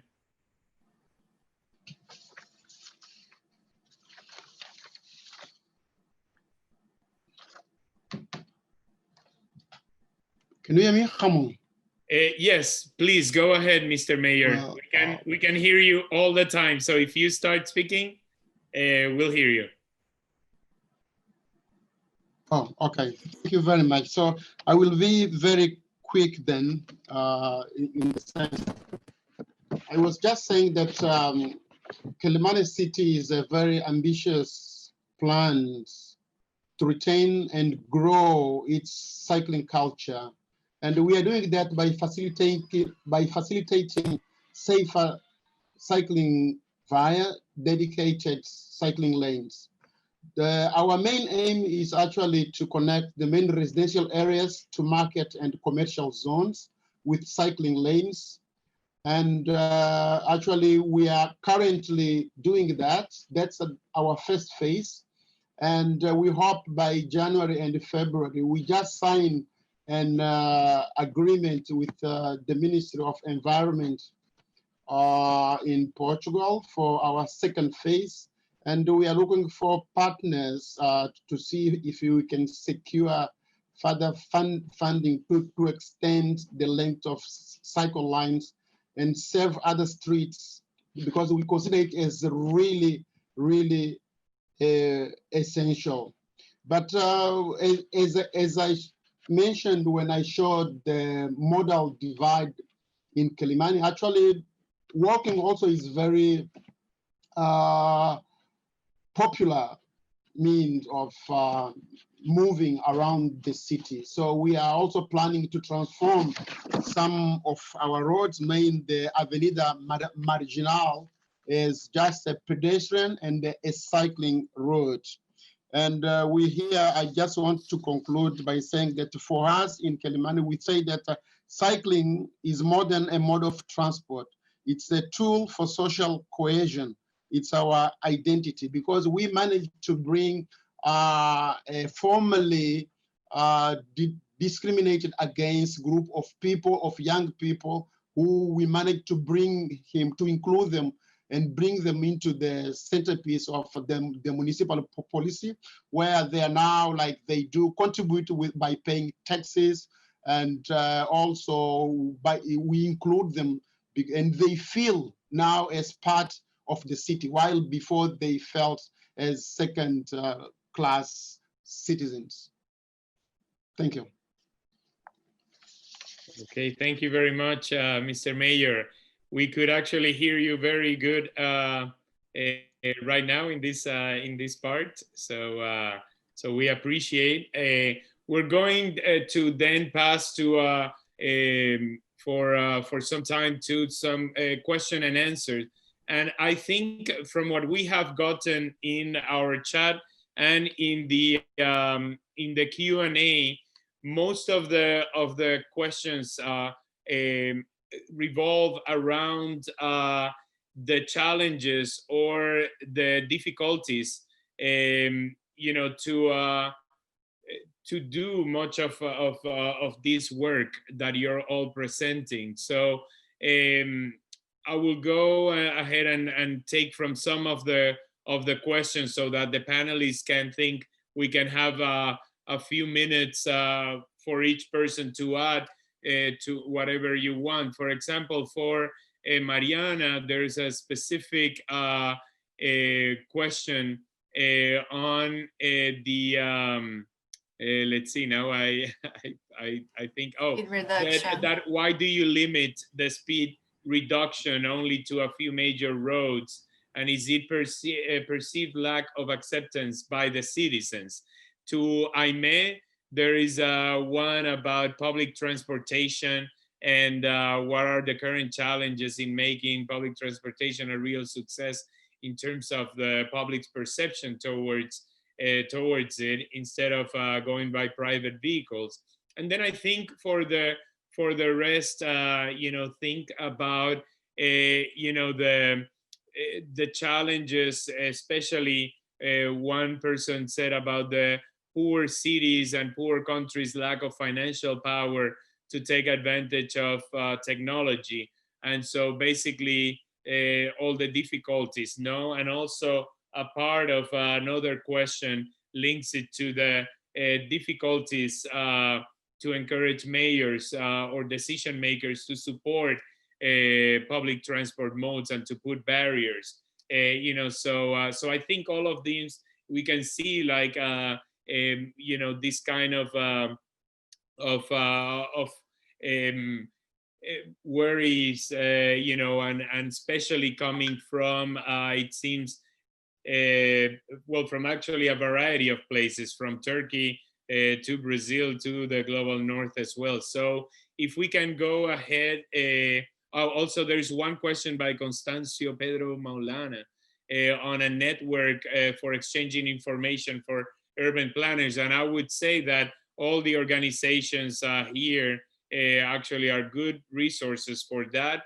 I speak, of course, on behalf of the Institute for Transportation and Development Policy, but so is the International Association for Public Transport, and then with the network of organizations that are under ICLE and also SLOCAT, which is the Partnership on Sustainable Low Carbon Transport. So we have, there's a lot of resources through here, Constancio. And so with that, I think, you know, since we're starting to go towards the end of our panel, if each panelist can take into consideration these questions and then also think of some concluding remarks, and then we'll pass to the conclusion by Dionisio from UITP. So Mariana, if you want to go first, and then I will go with Aimee, and then Anna, Lily, Yunus, and also Mayor Araujo, if you have some concluding remarks. So Mariana, back to you.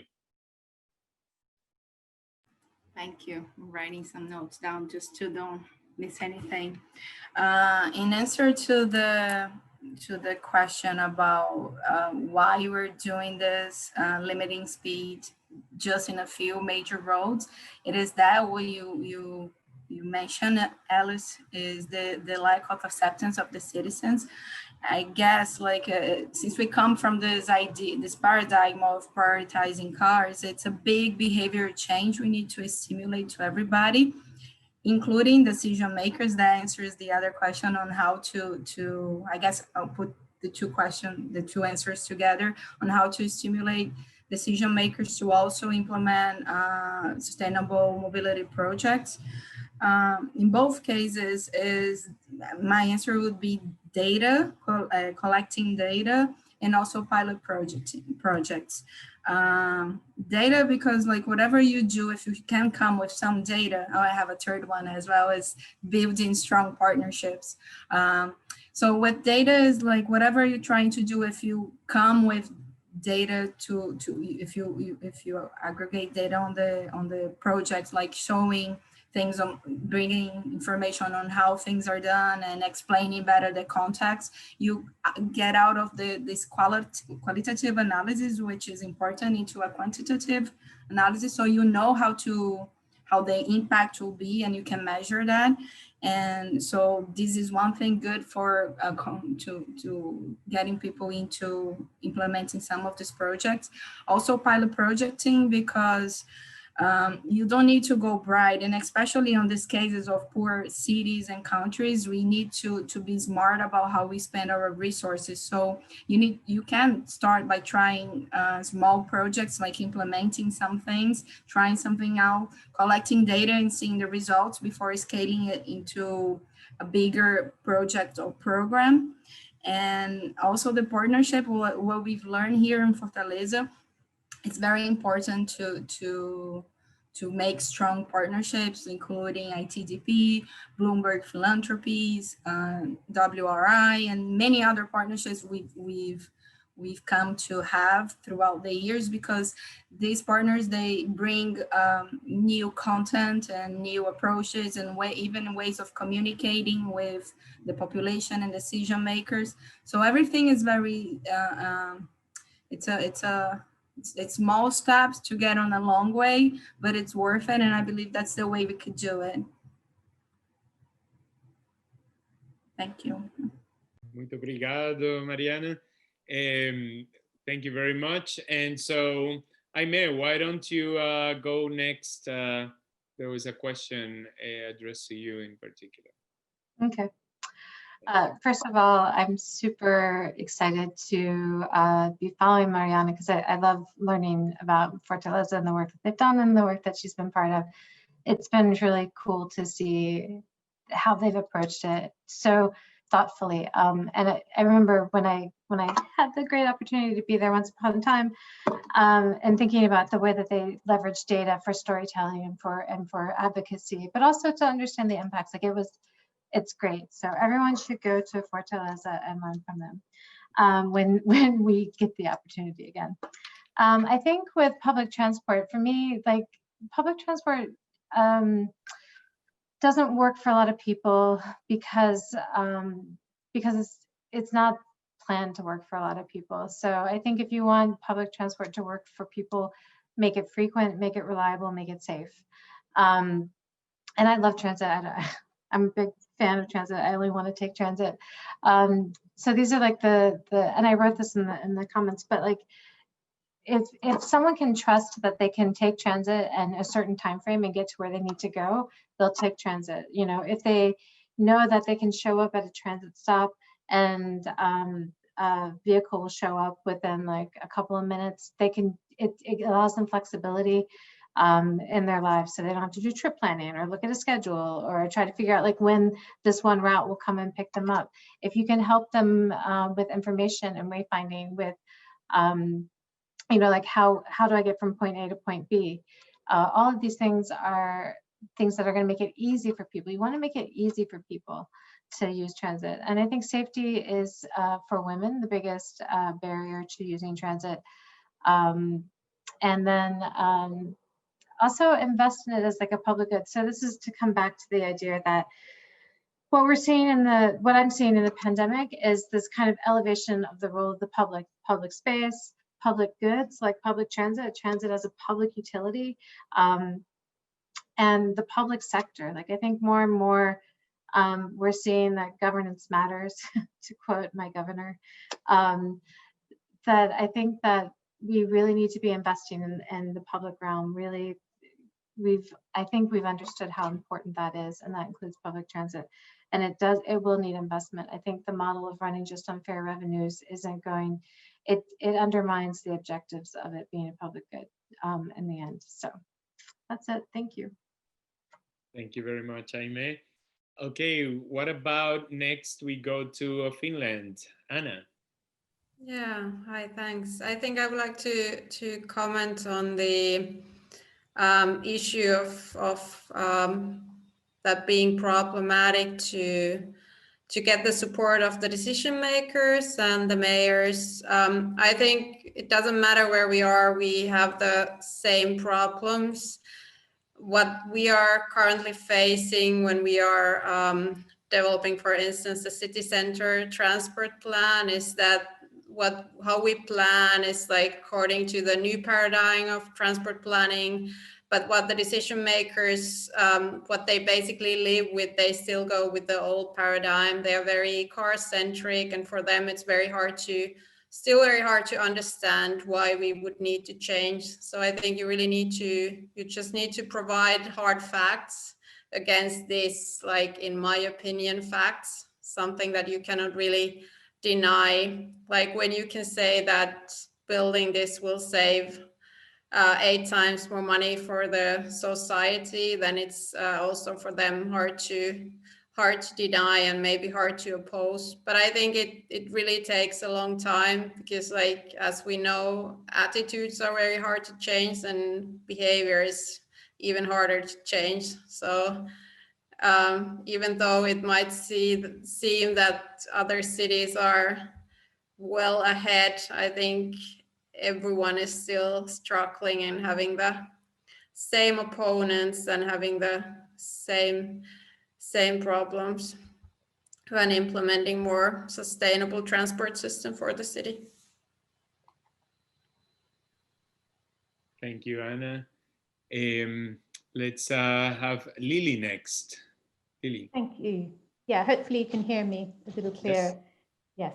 So it's a really interesting discussion, and I was thinking about public opinion and decision makers, and I think some of the things that have helped and to maintain momentum it does really help to have some really clear goals and a strategy at the beginning, because then when you go into a crisis, you have something to lean to, and it can help you keep some forward progression. So the whole emphasis, for example, in our city on Vision Zero for safety or on zero carbon has been really helpful. And it's allowed us to mobilize different coalitions of communities and stakeholders behind that.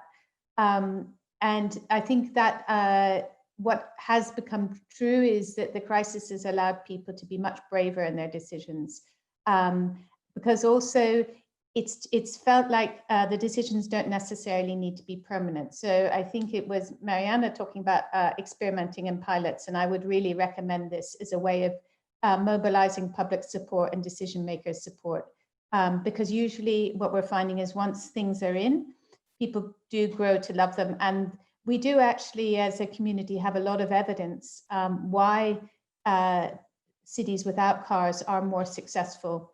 So I was looking at the comment for Turkey, for example, and you know, lots of different cities and big cities like London can provide successful quantitative information as to why that will work, and we're obviously happy to share that.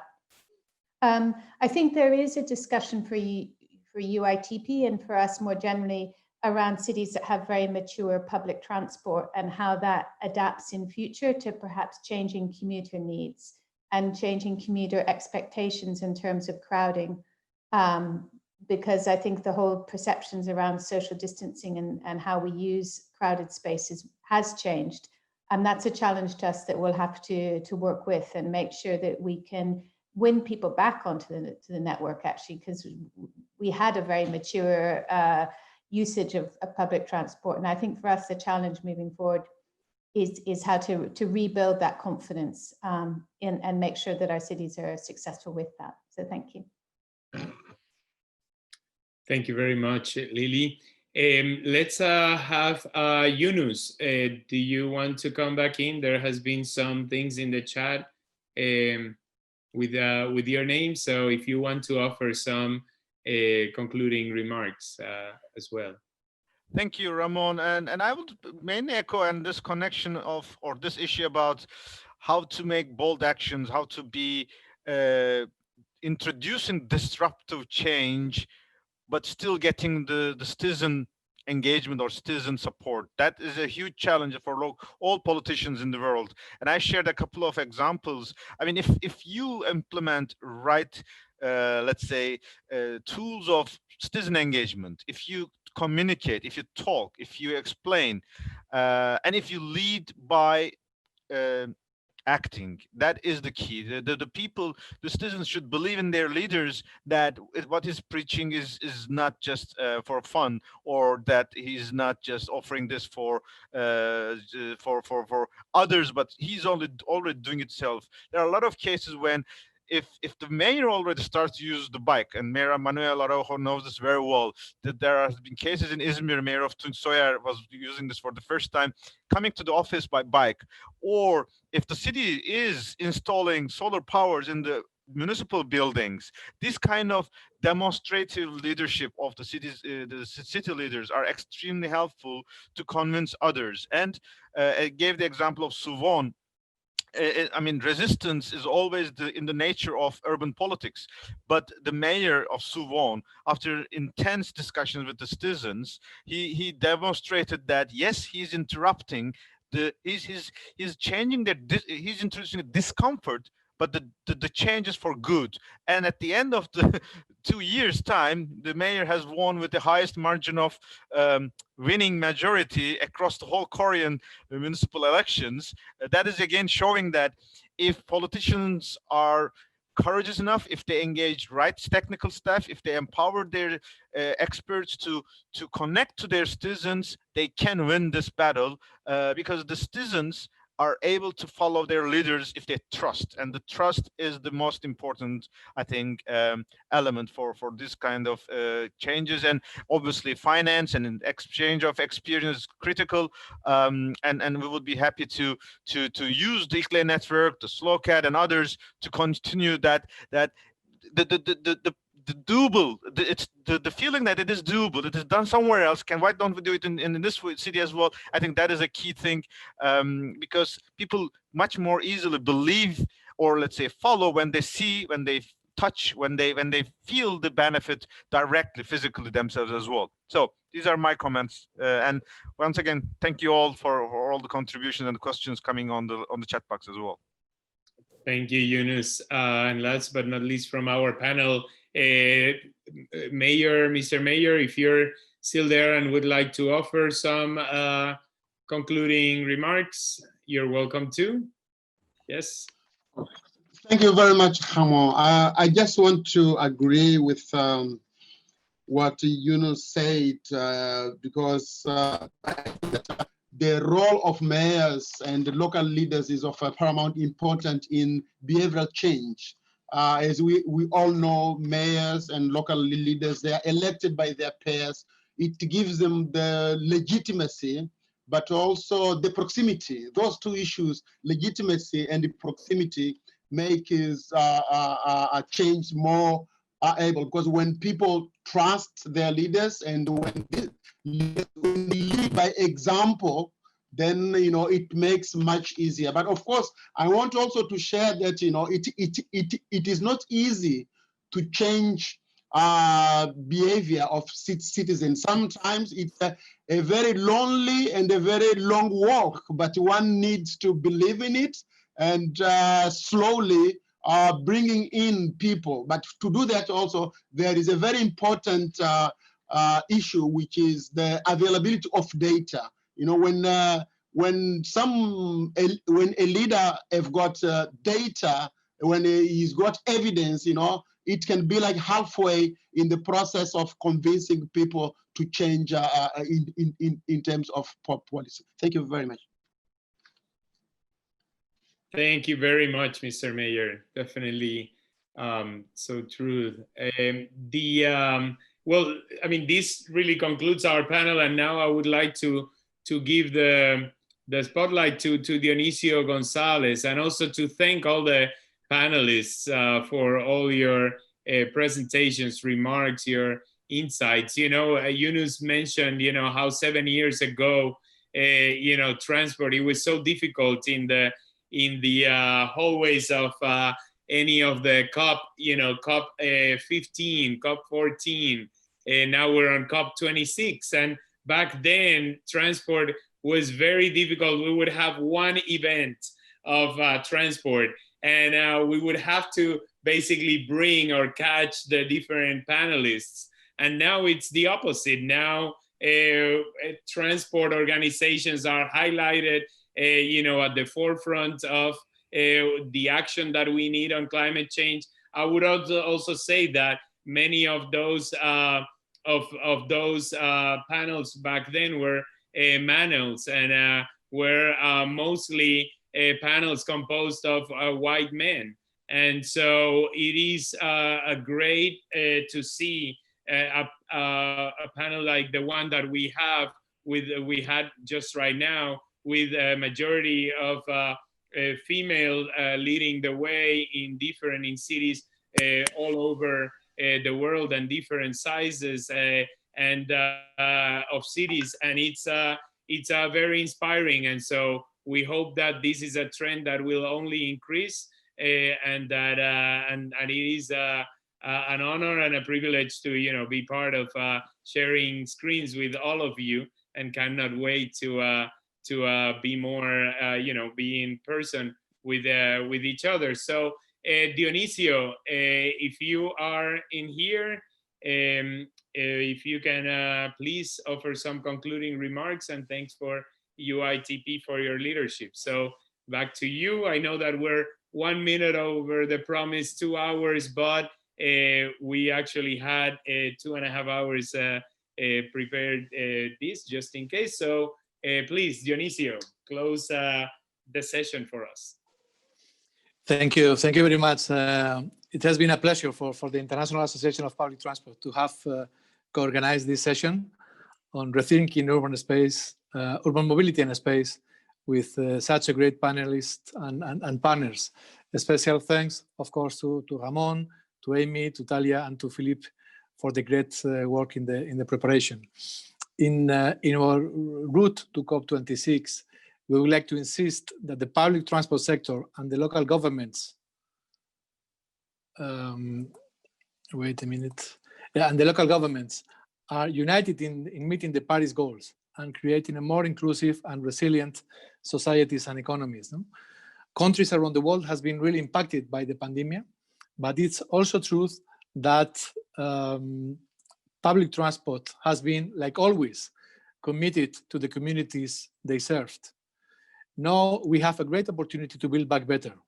Things are now doable and supported by citizens, as mentioned by Yunus and by Lily. And indeed, we can put in quarantine air quality, we can put in quarantine climate change, we can put in quarantine road safety.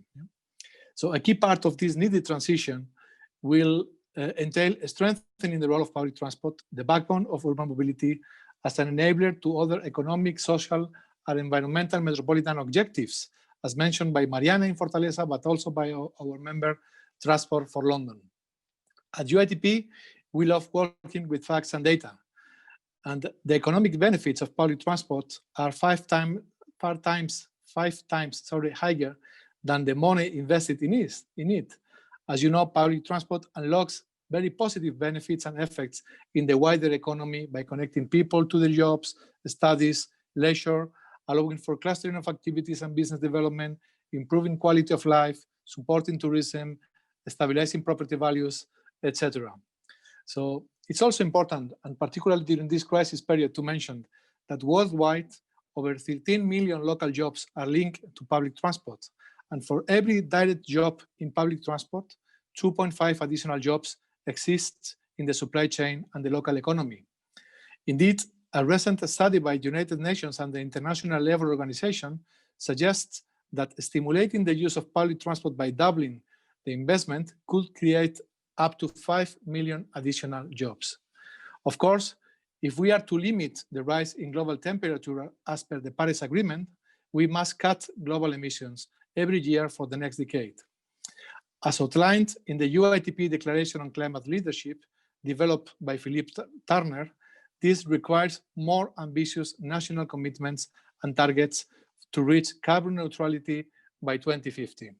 Again, non-state actors like the public transport sector have already shown increased determination and commitment to achieving a low-emission future.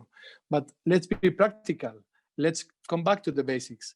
The fastest and most cost-efficient way to decarbonize people's daily mobility and then substantially reduce their footprint is to promote public transport, walking, and cycling, as we have seen in examples from various continents today.